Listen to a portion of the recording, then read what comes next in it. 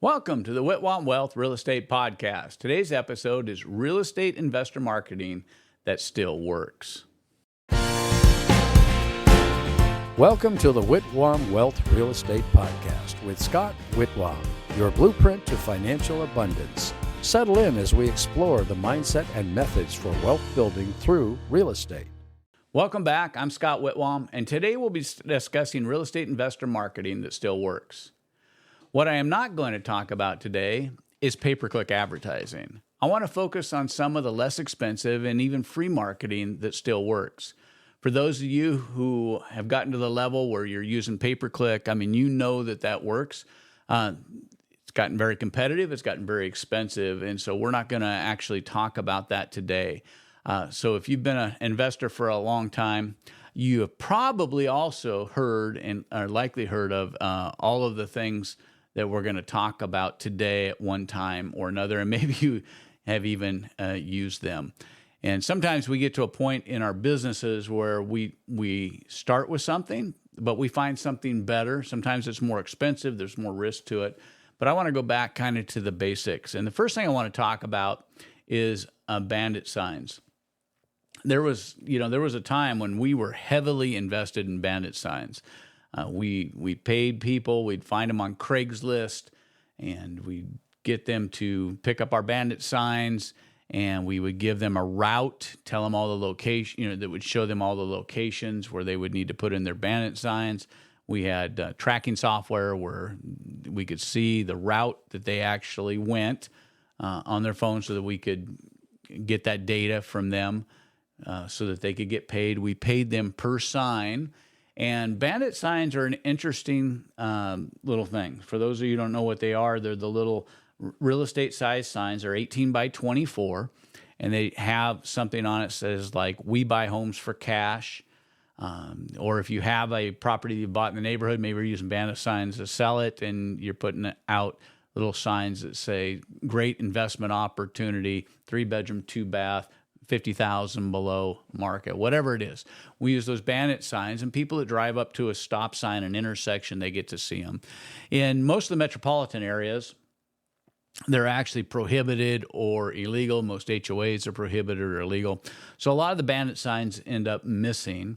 But one of the things that we would do periodically was we would hire people, and they'd go out and they'd stick all the bandit signs in. And periodically we would drive some of the different routes just to make sure that our bandit signs were actually getting put up, like at the exit of Home Depot or the exit of Lowe's or some of these type of places. They're actually very attractive to people. They get a lot of views. They get a lot of them get picked up and pulled by the city municipalities. They actually, here where we're at in the Phoenix area, they actually have city trucks that are flatbed with small sides on them, and you can see them just filled with bandit signs that they go around and they pick up, from the on-ramps, from the major intersections, those type of things, and they try to keep them fairly clean.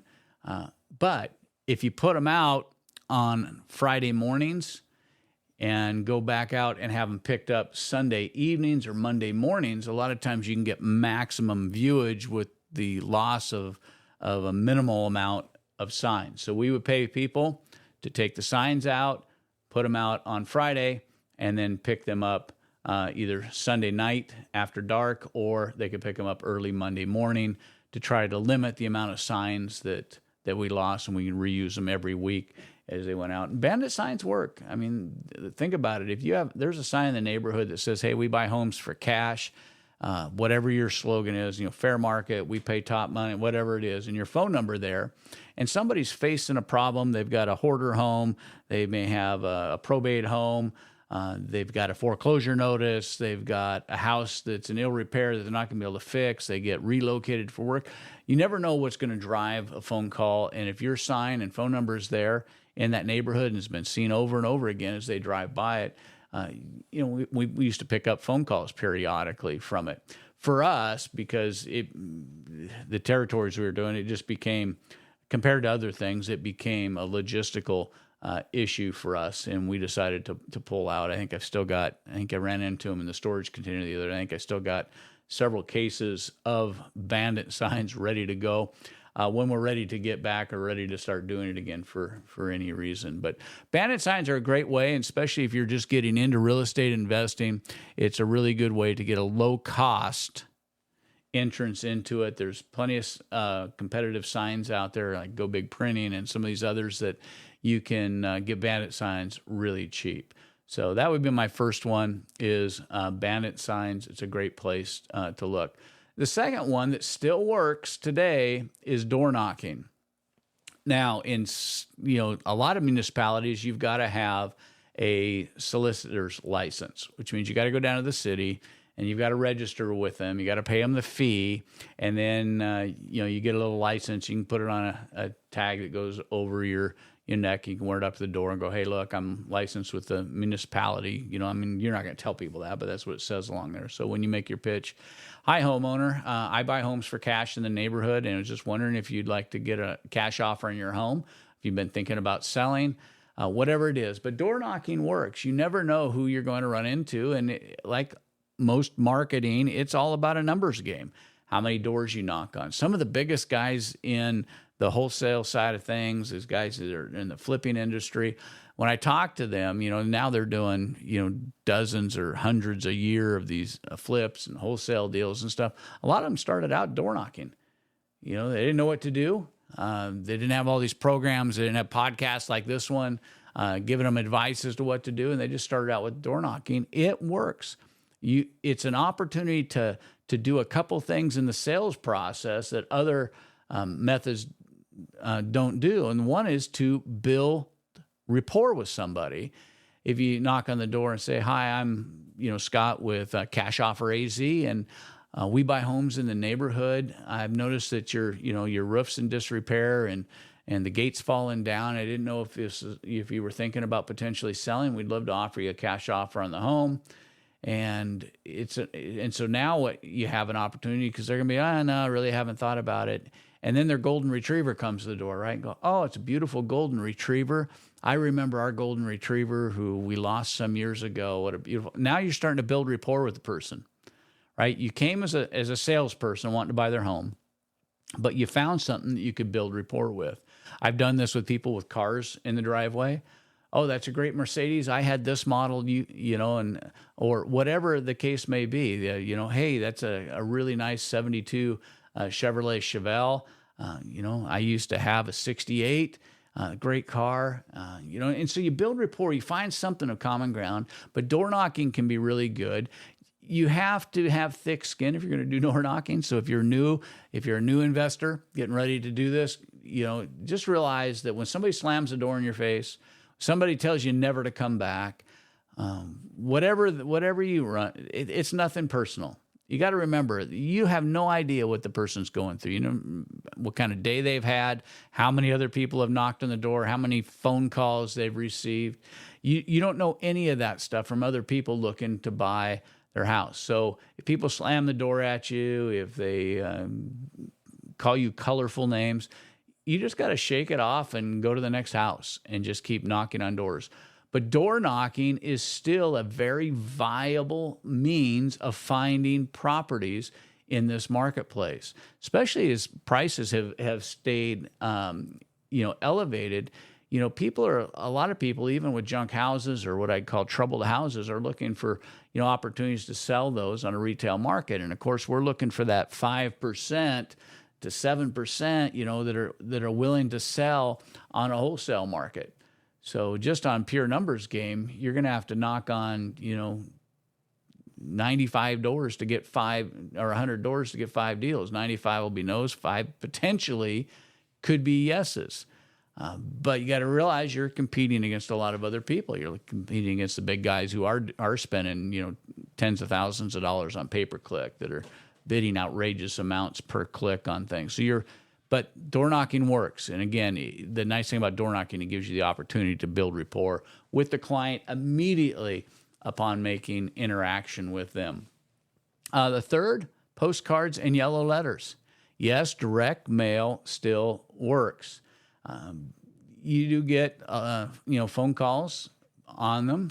A lot of the phone calls are, please take me off your mailing list. Well, if you're doing postcards and yellow letters properly, whether you're doing them every door direct or whether you're just sending them through mass postal blast, you have no idea whose addresses. Now, we use obviously a tool for defining where we're going to send the postcards in yellow letters. We look for things like people who have owned their houses over 5 years, people who have, more than 40% equity in the house, people who have liens on their property, people who are non-owner occupants. So we kind of try to narrow our selection down for where we're going to send the postcards and the yellow letters and try to get it to the people who are likely more motivated to sell. It's much more likely that somebody who's got equity would be willing to sell a house for cash in ill repair versus somebody that just bought the house, a year ago. So we're looking for motivated prospects, the people that we can find that may be motivated, and we're sending postcards and yellow letters to the house. Do we just send one to each house and then forget about it? No, we actually create a mailing marketing, I would say it scheme, but it's not not bad scheme, but just a schema, a way of doing it. So we may send a postcard every other week, and then we may send a yellow letter every other week for 4 weeks, and then we may start hitting them with a postcard once a month if we've got a good area and a good mailing list, because what we want to be is top of mind. People may not be ready to sell today. And if you only hit them with one, yours is going in the recycle bin and may never see it. But what if after 4 or 5 times they've seen it and said, maybe we do need to sell? Well, now your postcard or the letter that you sent them that looks like it was handwritten, it's on a yellow notepad versus a white, business-looking computer-generated letter. Now all of a sudden that ends up on their fridge. And before long, you start to get phone calls. So postcards and yellow letters still work. And again, you can order those through some of the big consolidators and get them pretty cheap. You can utilize either your local title company. We utilize a tool which you can get through our coaching program in order to build our own databases that we mail to. Or you can just go to the post office and with postcards and do an every door direct drop, and they will deliver to every door in a certain zip code for you. So there's a lot of opportunity there. They still work. We still have postcards. We still use postcards, and it's still part of our thing. It's not our main source of marketing, but it's one that we still use. The fourth one is what has been labeled driving for dollars. What does that mean? It means you're driving around looking for opportunities. So instead of just doing the yellow letters and postcards to areas that are based upon certain criteria or mailing to everybody in a certain zip code, you drive neighborhoods. And when you find a house that looks like it is in need of some maintenance, you start marketing to that house. You could go up and do a door knock on that house. You could go up and leave a postcard on that house immediately. And then you could put them on your drip mail campaign and start doing postcards, yellow letters, those kind of things. You could use a reverse lookup search.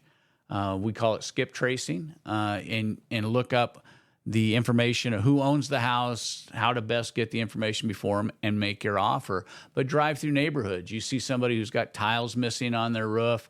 You see a house that is definitely in need of paint. You see grass that's overgrown, fences falling down, all things that lead you to believe that a homeowner has given up on doing the maintenance on the house may mean that the owner of the home has also given up on paying for the house. So they may be behind on their mortgage payments, or maybe it's an out of state and this is a rental property, and maybe they just don't have the resources anymore to take care of this thing, and they're trying to figure out, how am I going to get rid of this rental property? All of those are telltale signs you can take advantage with, and we call that driving for dollars. We just drive through neighborhoods. We take a picture of the house. We get the information. There are programs out there. There's apps out there that are designed to help with driving for dollars, where you can actually take a picture of the house through the app. It will send a postcard out on your behalf, so you can actually put that all together. The fifth a thing that I think is very good, especially if you're just starting out, and that's networking. Now, no, you're not looking for real estate investor networking with this. What you're looking for is you're looking to be the cash home buyer, the home buying authority in other networking groups. I recommend getting into exclusive groups that only allow one person per industry to be in there. You get in there as the home buyer. And if the group has 20, 25, 30 people, now you got 20, 25, 30 sales agents helping you. And you start marketing in there every week when you guys meet. You build relationships with people. You're going to get a chance to do your elevator pitch. Hi, I'm Scott with Cash Offer AZ. I buy homes for cash, probate homes, distressed homes, divorce homes. And you can go through and talk about what you do in the amount of time that they allot. And you start to become top of mind. And then when somebody has a cousin or brother-in-law who's the executive of a estate, a probate home they've got to get rid of, you get the call. When somebody finds out that you buy houses that are in ill repair, they may know a neighbor or something that has a house in ill repair. We get calls sometimes from neighbors. They go, "Hey, I went and talked to my neighbor, but I'm calling you.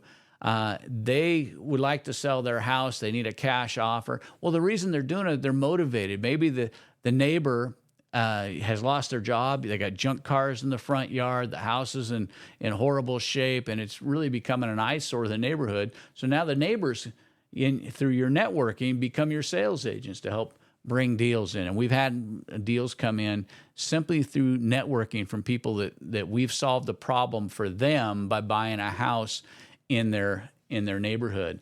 I actually had during a home, I was working with another investor doing a home inspection, and an owner walked across and said, "Hey, are you guys buying this house?" I said, "Well, I'm not. One of my my investor students is buying this house."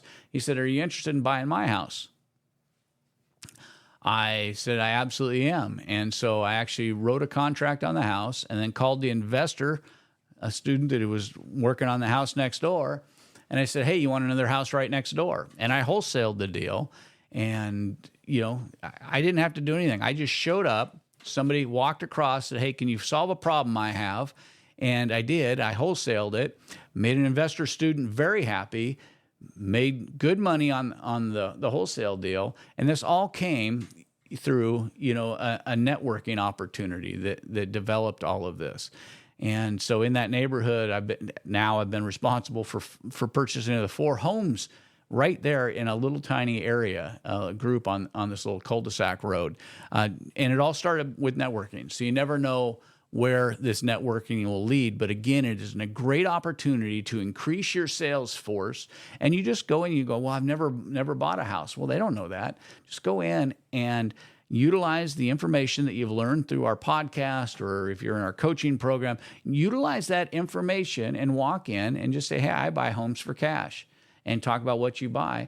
And then you can always, if the deal is right, you will always find somebody who can finance it. So final thoughts. My final thoughts are utilize some of these techniques that maybe even we've gone from. There's some of them that we've gone back to.